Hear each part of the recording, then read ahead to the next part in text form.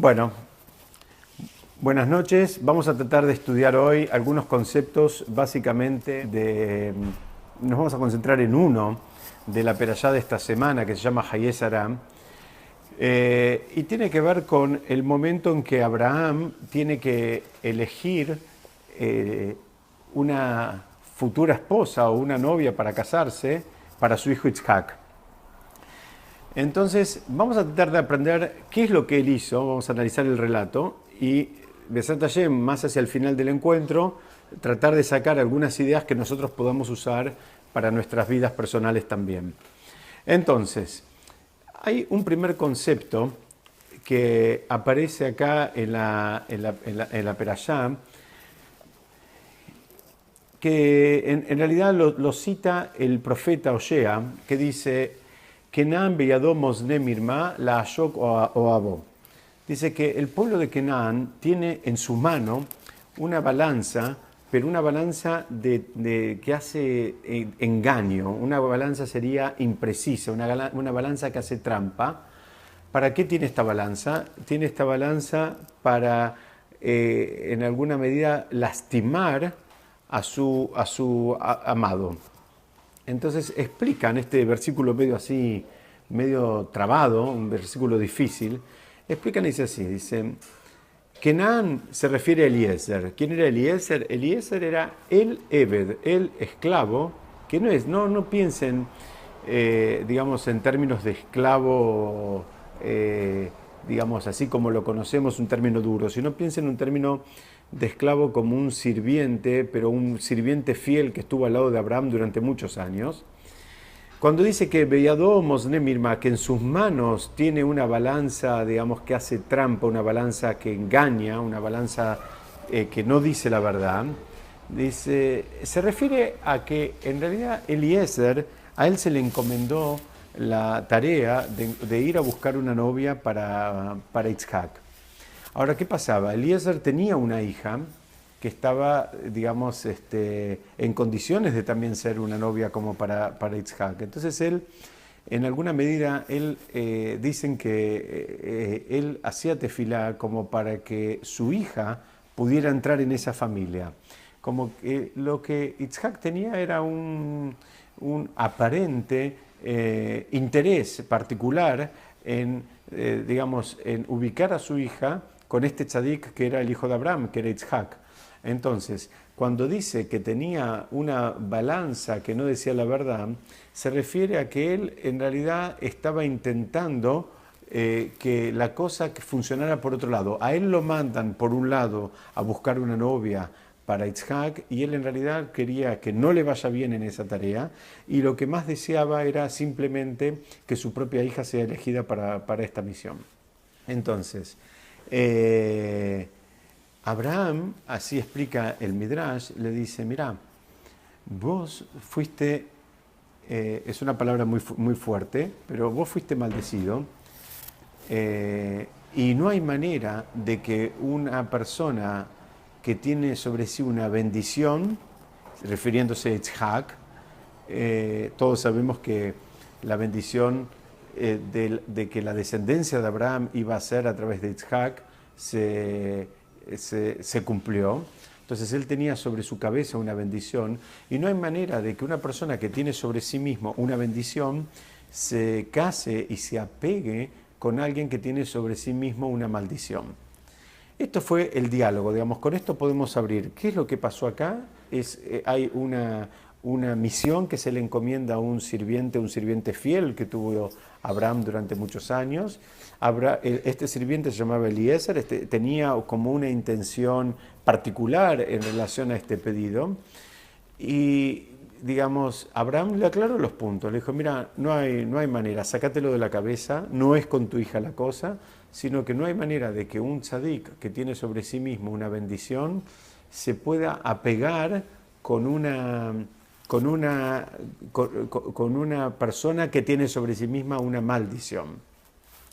Entonces, vamos a tratar de entender un poquitito esto, digamos, cómo es que funciona. ¿Cómo es que funciona esto? Entonces, primero preguntan: por qué Abraham tiene una maldición? ¿Por qué Abraham le dice, vos tenés sobre vos mismo una maldición? Primera pregunta que debemos aclarar es, ¿quién lo maldijo? ¿Quién lo maldijo a Eliezer y a su familia? Dice, por otro lado, la Torá digamos, habla mucho del nivel. Un segundito que tengo un poquito de ruido. Hola, hola, Jorge, Raquel, ¿cómo están? ¿Pueden apagar el micrófono que se escuchan? ¿Cómo están? ¿Todo bien? Ya empezamos. Si pueden, por favor, apagar el micrófono que se toman todos los sonidos, si no. Muchas gracias, muchas gracias. Entonces, la, la- la cuestión les decía que, bueno, esto pasa porque estamos grabando al mismo tiempo que grabamos este video, estamos en vivo dando el shiur por Skype. Es por eso que tengo los auriculares puestos y a veces cuando la gente se conecta pasan estas cosas. Entonces les decía que la pregunta sería, digamos, ¿por qué Abraham le dice a Eliezer que sobre él había una maldición? La pregunta sería, ¿quién lo maldijo? Digamos, necesitamos profundizar porque la Torá misma, en esta misma perashá, habla, digamos, muchas alabanzas en relación a Eliezer. Habla y dice que era Zaken Beitó Umoshel Bejol Asherlo. Dice, era el anciano de su casa, o sea, era el más anciano de todos los sirvientes y además era el que regía y comandaba todos los asuntos que tenían que ver con las propiedades y con los asuntos particulares de Abraham. O sea, era su mano derecha en algún punto. Entonces, ¿cómo es que pasamos de, por un lado, que la Torá misma lo alabe y diga que él era una persona, digamos, el más anciano, el más venerado de todo el séquito de sirvientes que tenía Abraham, a que Abraham mismo le diga que era una persona sobre la cual recayó una maldición? Y todavía no aclaramos quién lo maldijo. Entonces, para entender quién lo maldijo, tenemos que entender de dónde venía Eliezer. Eliezer venía del pueblo de Canaán, los canaanitas. Entonces, el pueblo de Canaán eran descendientes de Noah. ¿Y qué pasó? Hubo un episodio en la Perashá Bereshit donde los hijos de Noah tuvieron un comportamiento no correcto para con su padre. Hay distintas versiones de qué es lo que hicieron. Digamos, hay quienes dicen que descubrieron su desnudez, hay quienes explican que todavía fueron un poquito más allá, en un acto muy perverso. La cuestión es que cuando Noah se dio cuenta, Noah lo maldijo a su propio hijo. Entonces la maldición que recaía sobre el pueblo de Canaán es una maldición que viene de la época de Noah, no muy distante a la época de Abraham. Sabemos que Abraham y Noah fueron contemporáneos durante 50 años, es decir, los primeros 50 años de la vida de Abraham coincidieron con los últimos 50 años de la vida de Noah. Entonces, esta maldición, consistía básicamente en que el pueblo de Canaán, o los descendientes de Canaán, para ser más preciso, iban a ser esclavos. Esa fue la maldición que Noah le dio a Canaán y a sus descendientes, que ellos iban a ser esclavos. Entonces, ahora entendemos por qué Abraham le dijo, vos sos una persona sobre la cual recae una maldición, o sea, vos entraste dentro de las generales de la ley que le caían sobre los descendientes de Noah. Y bueno, digamos, tu maldición tiene que ver con que vos vas a ser esclavo. Entonces, acá hace falta plantear un primer concepto de qué es lo que significa el matrimonio en términos de la Torá. Porque normalmente en el mundo occidental, en el mundo que no vive de acuerdo a los valores eternos, a los valores que están más allá de la moda, que son los valores de la Torá, la gente cuando tiene que elegir una persona para casarse, bueno, ¿qué elige? Si es linda, si es fea. Mejor dicho, se fija si es linda, nadie va a elegir a alguien porque sea fea, se fija si es linda, en muchos casos se fija si tiene plata, hay veces, en muchos otros casos se fija si tiene plata, y en muchos otros casos se fija si tiene plata, y además si es linda, Y en general la cuestión va por estos dos carriles. Digamos, esos son lamentablemente los dos grandes valores que digamos, se examinan en el momento de elegir una pareja. Ahora, ¿qué pasa? Abraham nos empieza, y esta perashá nos empieza a enseñar algunas cositas de cómo funciona este mecanismo. ¿Por qué? Porque en la perashá de Breishit, la Torá dice que el hombre se debe bedabek beisto, se debe apegar a su mujer. Y por supuesto la mujer también se debe apegar al hombre. ¿Qué significa? ¿Cómo es que una persona se apega a otra? ¿Cómo funciona esto? Por supuesto no se refiere a un apego físico, o no solo un apego físico. Por supuesto tiene que haber un apego físico y además tiene que haber una convivencia física. De acuerdo a la Torá, no existe que una persona se case y uno viva en Alaska y el otro viva en África, sino que tiene que haber una cercanía física. Pero el apego que se refiere es el apego de las Neyamot, básicamente. ¿A qué nos referimos? Explican este concepto así. Esto se entiende en un primer plano, en general, para todo Am Israel, y en un segundo plano para una pareja en particular. ¿Cómo funciona esto? Dicen que en realidad todo Am Israel somos parte de una misma Neyamá, es decir, que a nivel ay, se cortó la comunicación.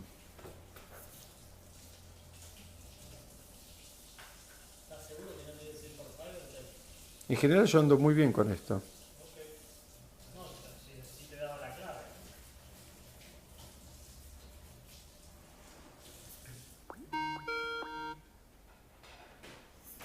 Hola, hola. Hola, hola, hola, ¿sí me escuchan? Se cortó la comunicación, vamos a retomar un segundito más que se están conectando.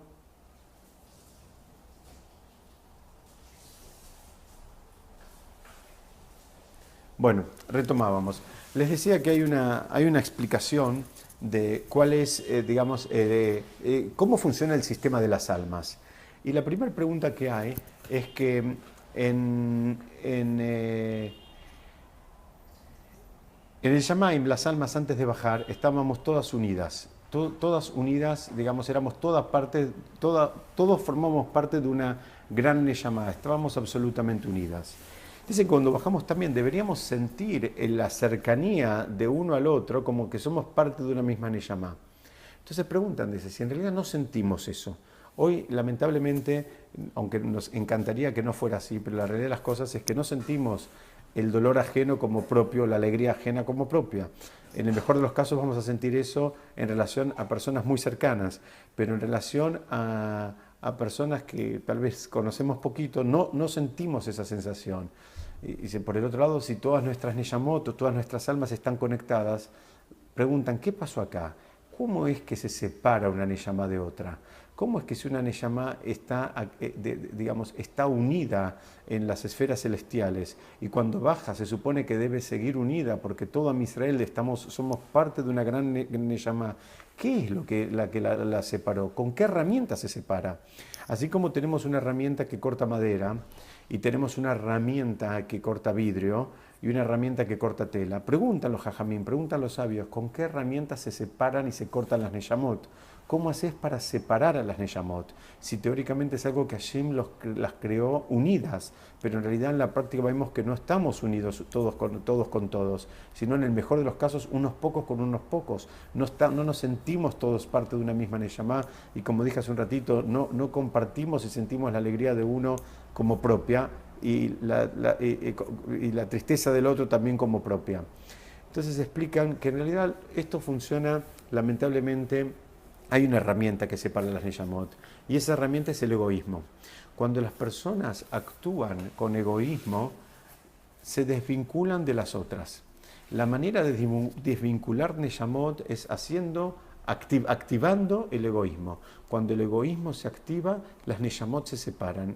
Cuando lo contrario al egoísmo, que lo vamos a usar la palabra en castellano, el altruismo, se activa, las neyamot se unen, se juntan.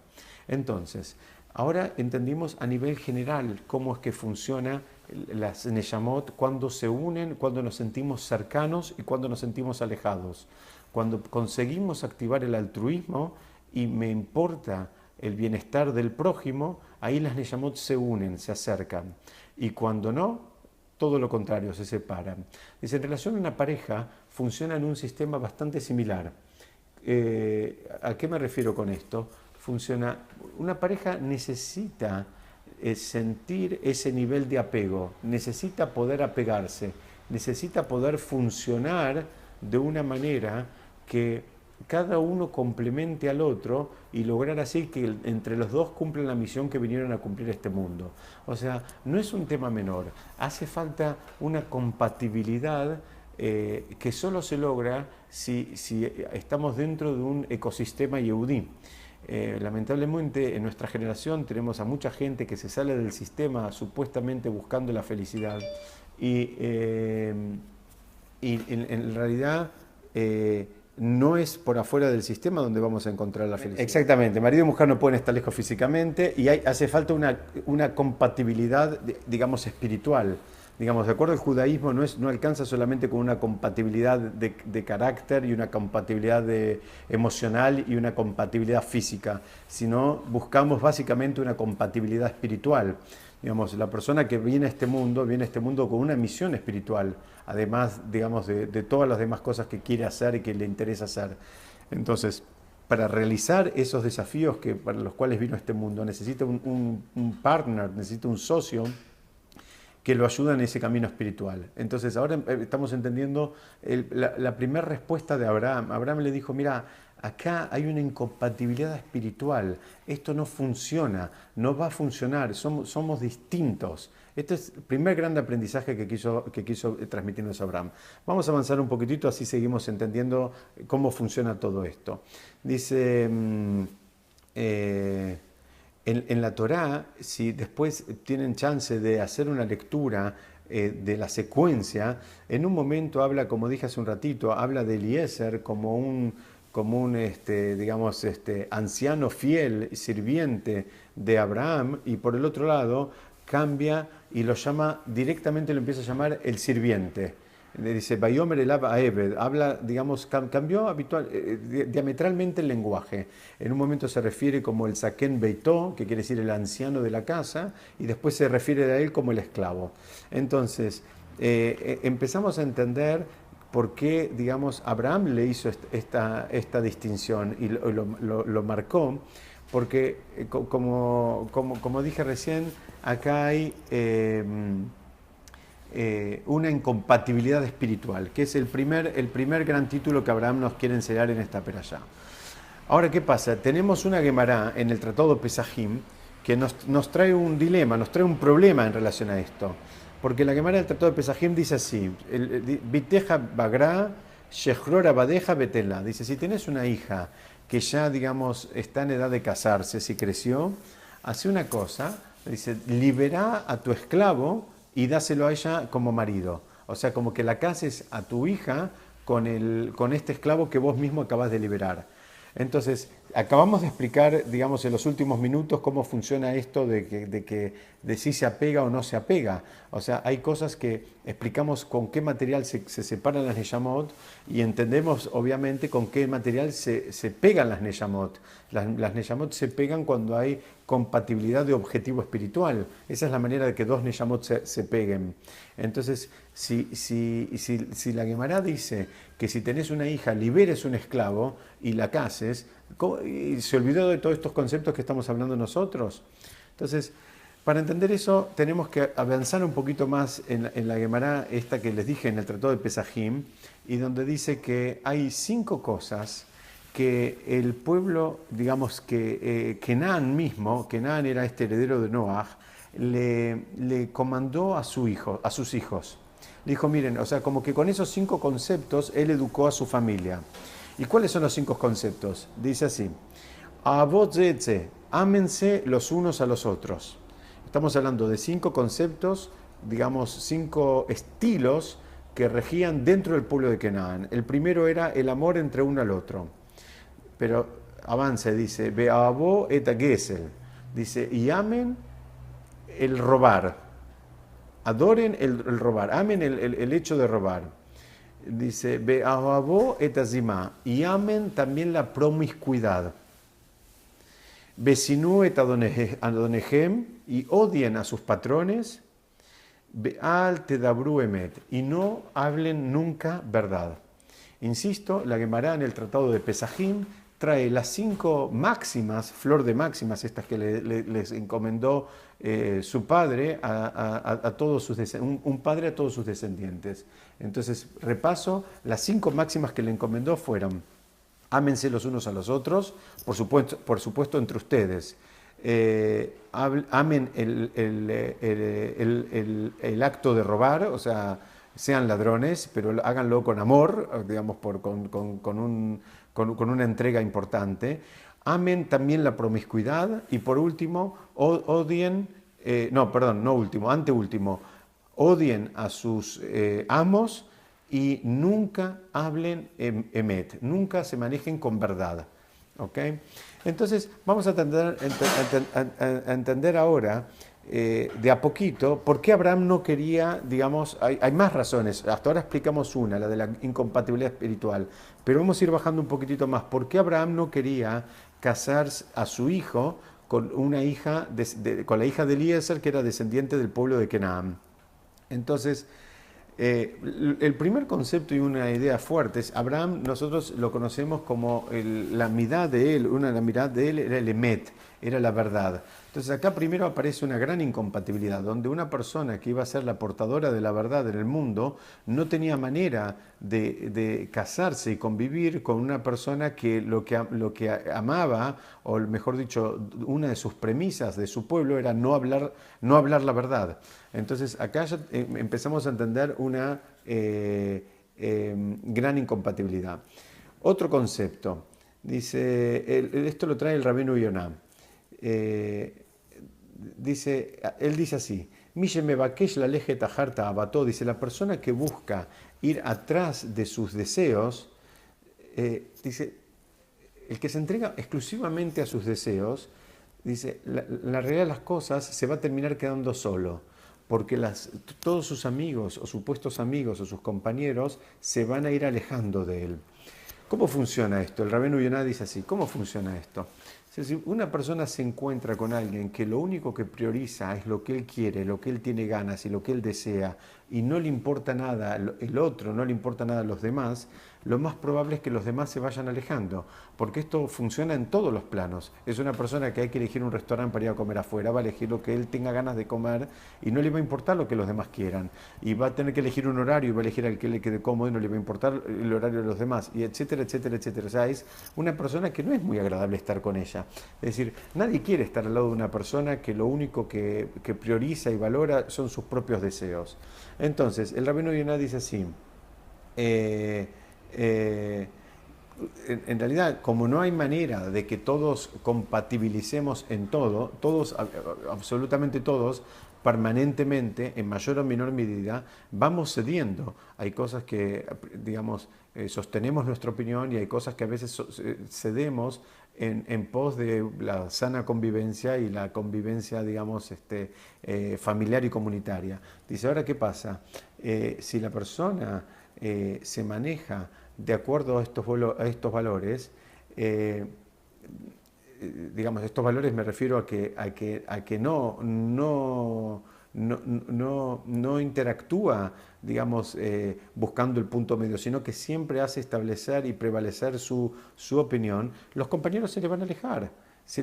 Entonces no hay manera de que esto, digamos, de que él tenga amigos. Y por el otro lado, dentro de las premisas que le dio Kenan a sus descendientes, le dijo, ámense los unos a los otros. Entonces, hay que tratar de entender cómo funciona esto. Si una persona va atrás de sus deseos, por un lado, no hay manera de que tenga amor por el otro, porque muchas veces puede pasar que mi deseo está en conflicto con el deseo del otro. Entonces, si mi deseo está en conflicto con el deseo del otro, ¿cómo funciona el amor acá? Que él mismo le pide que los unos a los otros, como que entre ellos mismos, se manejen con una relación de amor. Entonces, vamos a tratar de entender. Para entender esto, hay un gran sabio que hizo un despiece de todo, de estas 5 cosas, y lo vamos a tratar de entender. Él dice así, dice, Los motivos, o sea, el estilo son los cinco cosas que, o cinco o seis cosas que ya mencioné. Vamos a tratar de entender cómo funcionaban. Dice así, el deseo, lo primero que él dice, que vayan atrás del deseo, dice, el primer deseo es la promiscuidad. Ese es el deseo más fuerte de todas las personas. Es un deseo por las relaciones promiscuas. Entonces, ¿qué pasa? Eso es lo que, digamos, arrastra hacia el punto opuesto de la Torá. O sea, digamos, eso es lo que saca de la Kedushá y arrastra hacia el punto exactamente opuesto de la Torá. Ahora, ¿qué pasa? Para mantener esas relaciones de promiscuidad hace falta dinero, porque hay que pagarlas esas relaciones.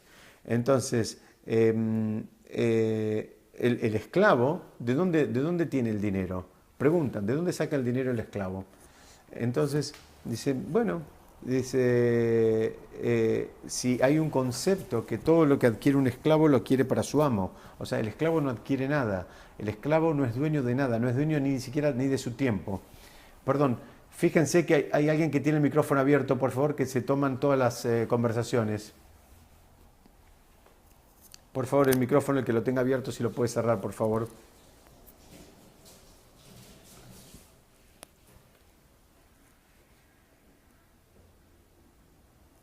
Entonces, acá vemos que...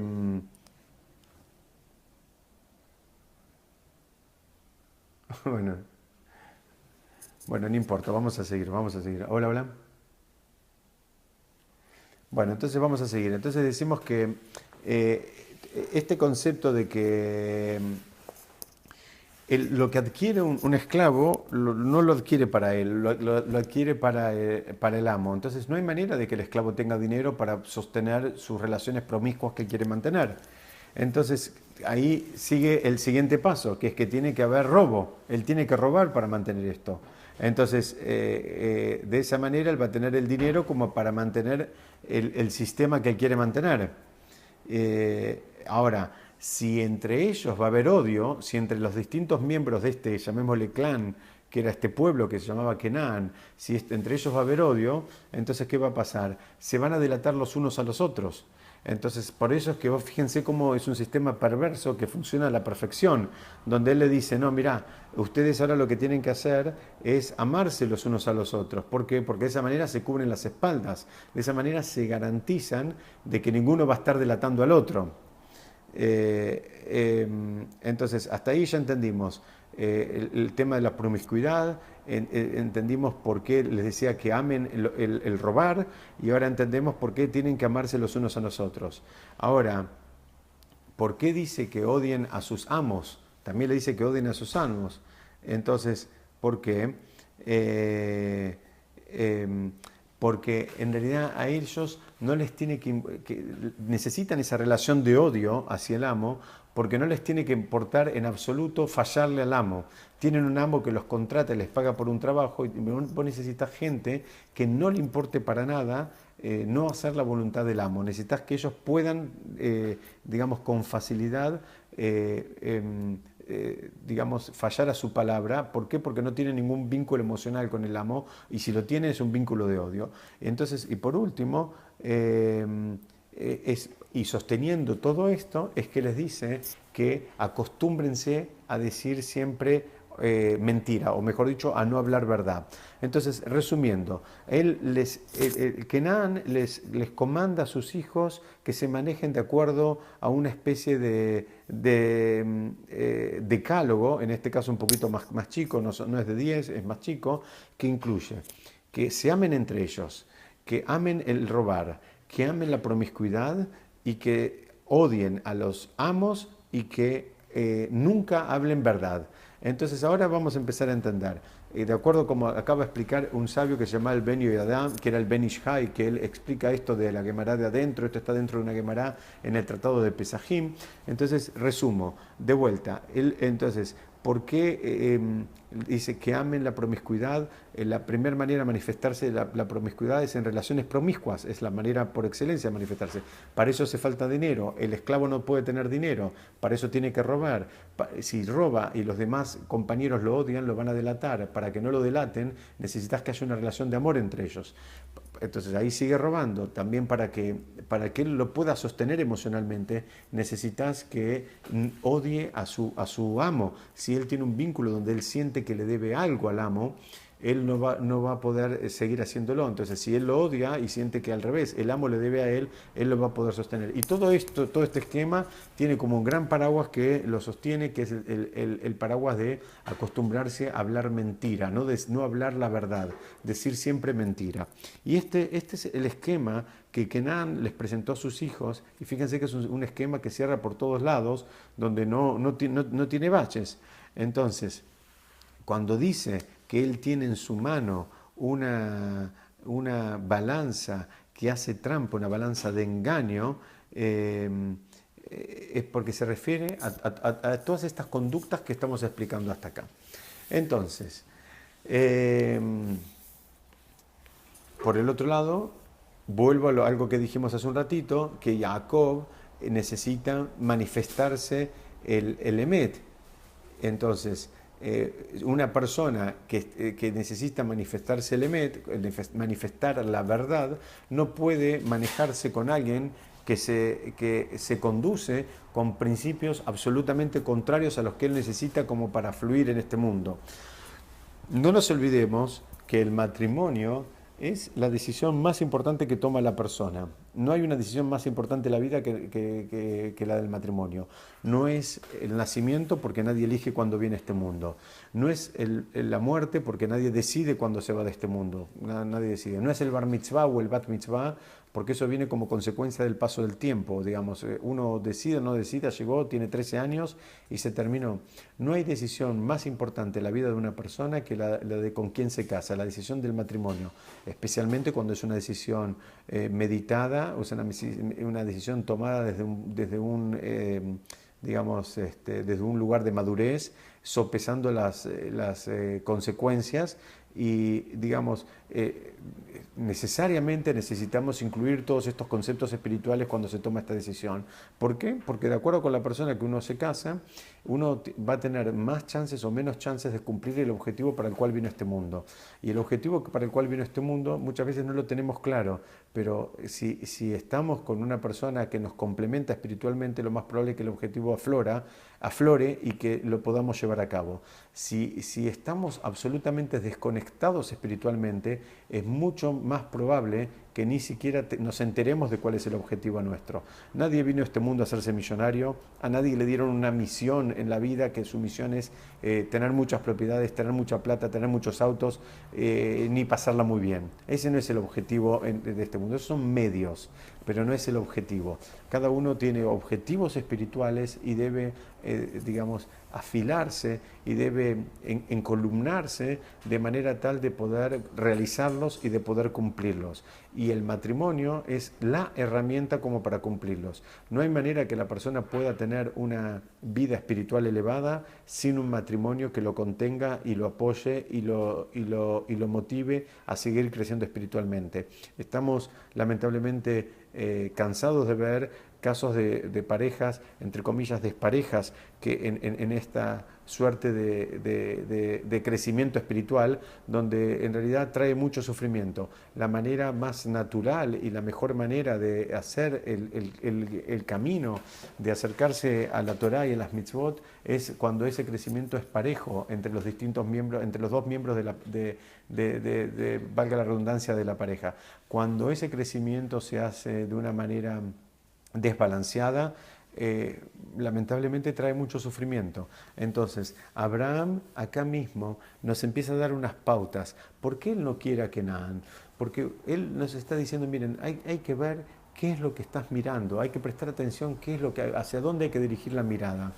Uno a veces, todos quisiéramos para nuestros hijos, digamos, que tengan una vida relajada y una vida plena y una vida sin sobresaltos y una vida agradable y una vida linda y con viajes y con placeres y por supuesto, y no está mal. Ahora, uno estaría dispuesto a que nuestros hijos, a que alguno de sus hijos tenga esa vida a cambio de que le toque una pareja cruel? Esa es la primera pregunta. Es decir, lo que hay que analizar es el paquete cómo viene. Entonces, si lamentablemente hay algunas condiciones, algunas cualidades que hace falta refinarlas. Y el camino para refinarlas es un camino que es con Torah y Mitzvot. Es un camino a través de las mitzvot. Las mitzvot nos deberían ayudar, nos deberían servir necesariamente como para refinarnos. Refinarnos significa tener cualidades más parecidas a la del Creador.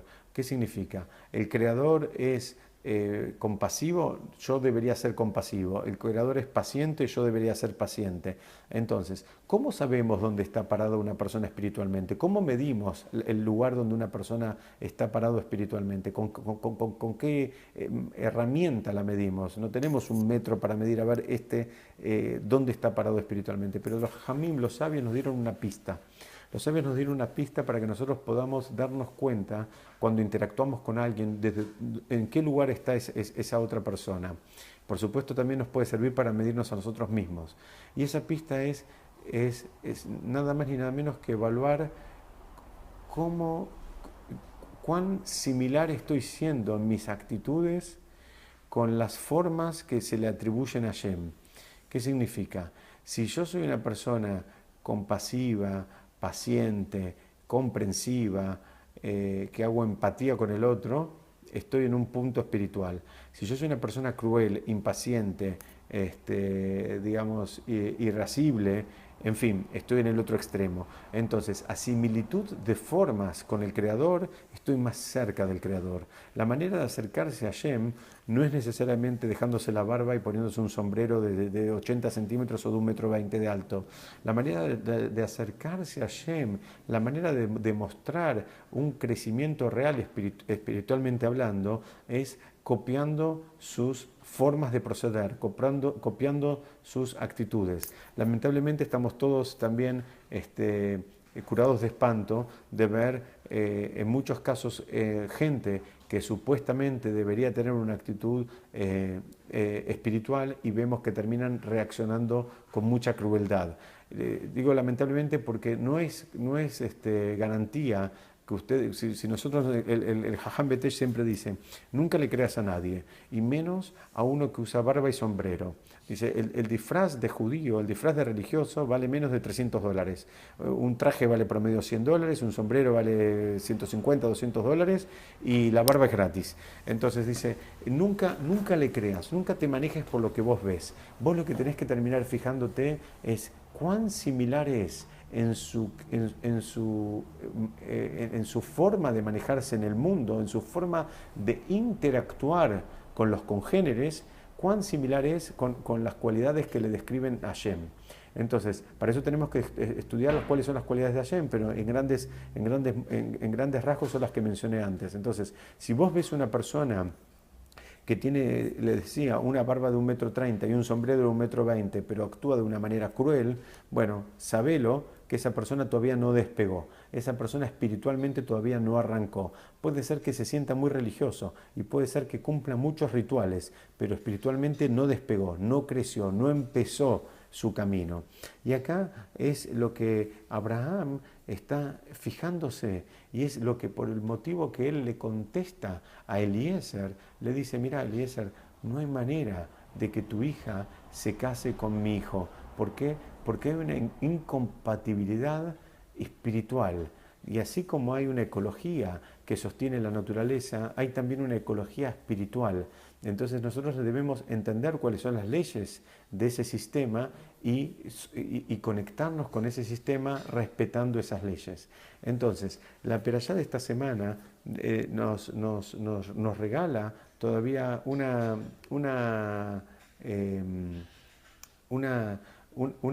pista más en relación a la maldición que recibió Eliezer, que es, o mejor, no él directamente, sino él como parte de un pueblo, que la maldición era ser esclavo. Y muchos preguntan, ¿por qué ser esclavo? ¿Cuál es la maldición de ser esclavo? Dice, porque el esclavo en general era un ser despreciable, era un ser en una sociedad donde la esclavitud existía, era algo que se compraba y se vendía, o sea, no tenía ningún valor en términos humanos, era algo que estaba, digamos, más cerca del nivel de animal que del nivel humano.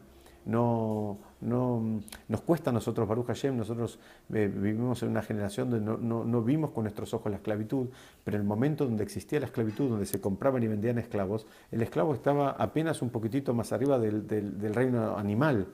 Entonces dice,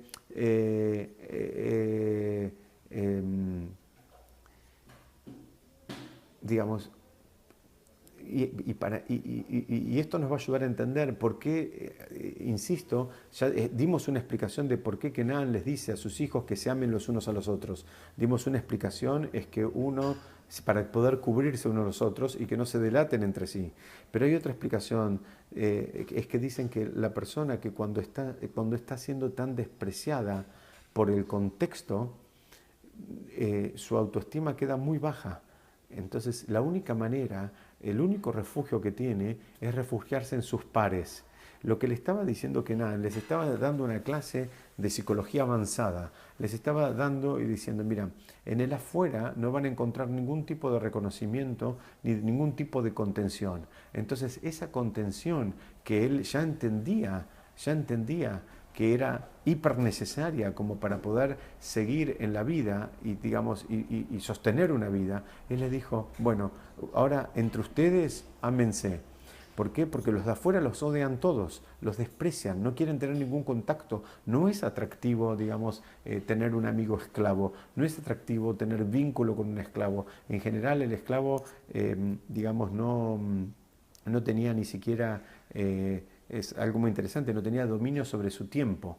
En términos halágicos, inclusive estaba la figura del Eved Ibrim, que dicen que estaba obligado a cumplir las mitzvot igual que las mujeres. ¿Por qué igual que las mujeres? Porque las mujeres están peturot, están liberadas, están exentuadas de muchas mitzvot que tienen que ver con el manejo del tiempo. ¿Por qué? Porque, bueno, se entiende que a veces si la mujer está atendiendo en una etapa importante de su vida, está atendiendo a los chicos y ahí, digamos, ella no maneja los horarios, porque los horarios los manejan los chicos, hay un bebé llorando, hay que atender al chico. Entonces la mujer está liberada de las mitzvot que tienen un tiempo fijo, porque ella no maneja el tiempo, sino que sus hijos le manejan el tiempo a ella.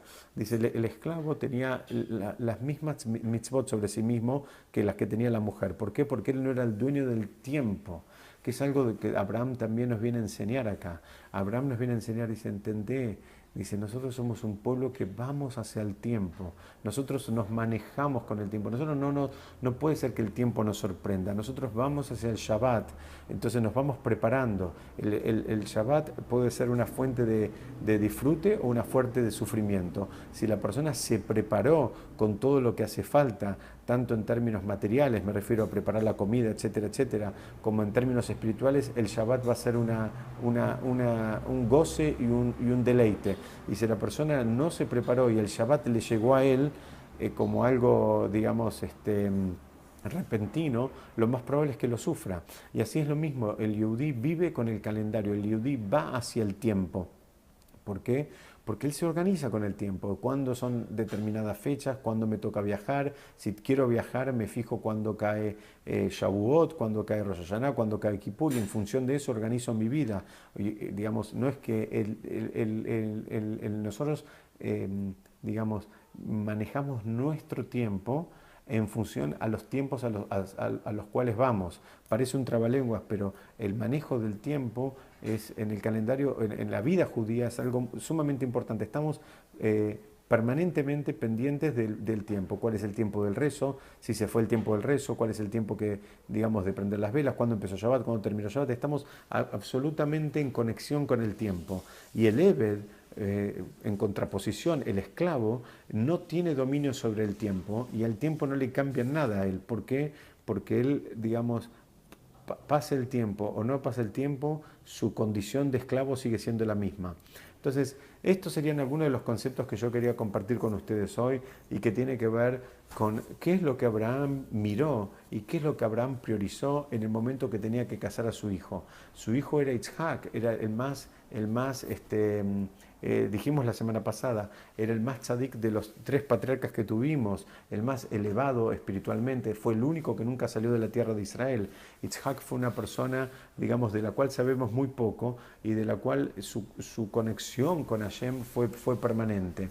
Y entonces Abraham le dice a Eliezer que pase lo que pase, no vuelva a su pueblo natal, o sea, no lo deja volver, porque Eliezer le pregunta, bueno, ¿qué pasa si la chica no quiere volver, si la chica no quiere, si la persona que yo conozco para Itzhak, como para casarla, no quiere venir conmigo? Como que Eliezer le dice, bueno, ¿puedo llevarlo a Itzhak para allá? Le dice, no, de ninguna manera lo saques de este contexto.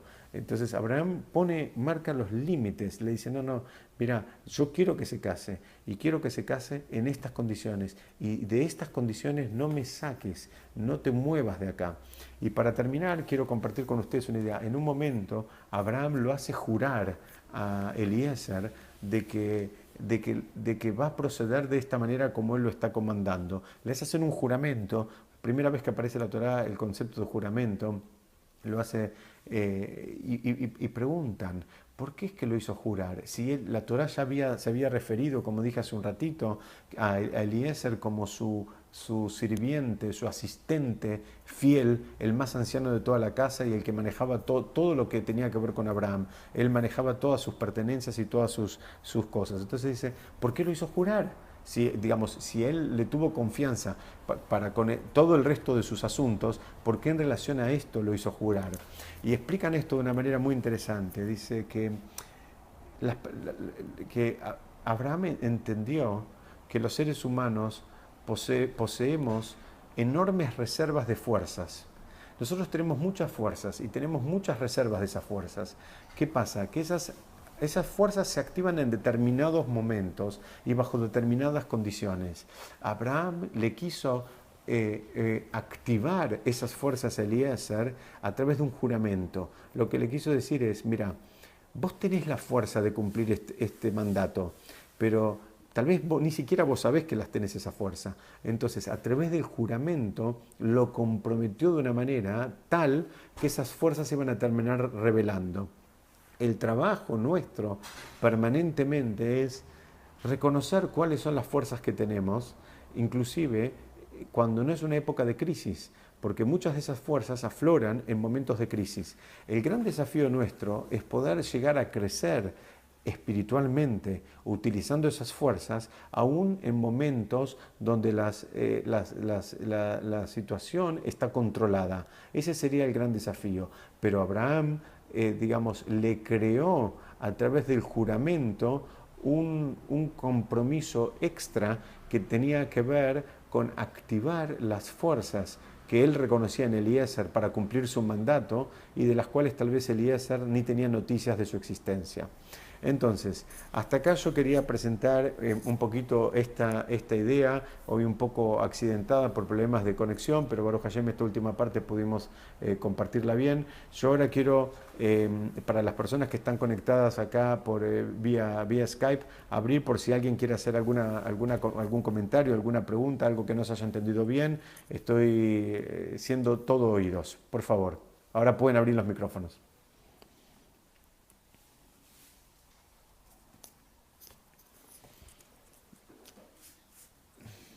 Sí.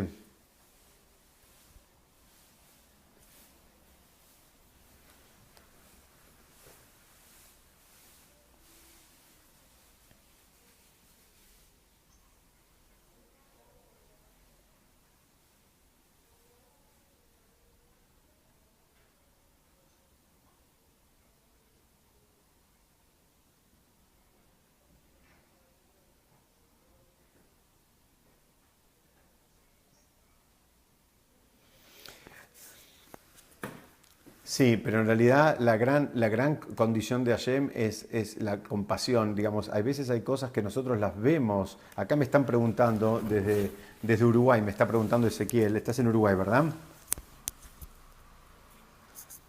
Voy a explicar la pregunta porque estamos grabando. Acá me está preguntando Ezequiel desde Uruguay, que él dice que hay veces que Hashem no se presenta de una manera, digamos, aparentemente siempre compasiva, sino que hay veces se presenta de una manera rigurosa, una manera estricta o de una manera que castiga.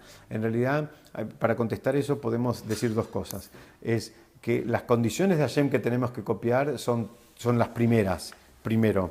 Digamos, las que tenemos que copiar son las que tienen que ver más con la compasión, con la paciencia, con el entendimiento, con la lentitud para la ira, con el amor y, digamos, con todas esas cualidades. Esa sería la primera parte de la respuesta, sería que es conectarse, está bien. Si queremos nos conectamos con esas cualidades de Hashem.